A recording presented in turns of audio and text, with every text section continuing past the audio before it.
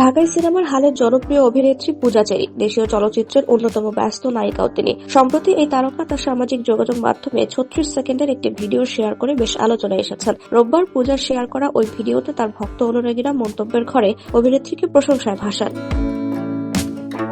ভিডিওটি মূলত পূজা চেরির নতুন একটি ফটোশুটের অংশ। সেখানে দেখা যায় পূজা চেরি লাল রঙের এক দারুণ বোল্ড লেহেঙ্গা পরে মোমের আলোতে দাঁড়িয়ে আছেন। পোশাকটির সঙ্গে রূপালী জারদৌসি কাজের লেহেঙ্গা এবং কারুকার্য খচিত ওড়না তাকে যেন আরো আকর্ষণীয় করে তুলেছে।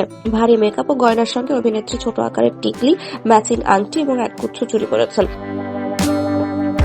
আর খোলা চুল, লাল রঙের সাজ এবং পুরো লুকের মধ্যে ফুটে উঠেছে ভালোবাসা, আবেগ, শক্তি আর সাহসের বার্তা। নতুন এই লুকে হাজির হয়ে ভক্তদের ব্যাপক প্রশংসা পান এই তারকা। এদিকে নতুন করে দুটি সিনেমায় চুক্তিবদ্ধ হয়েছেন পূজা। এর একটি হলো নির্মাতা রেদওয়ান রনির চলচ্চিত্র দম, যেখানে প্রথমবারের মতো আফরান নিশোর বিপরীতে দেখা যাবে তাকে। আরেকটি ছবির নাম দরদিয়া। এই দুটি ছবি নিয়েও তার ভক্তরা বেশ আশাবাদী।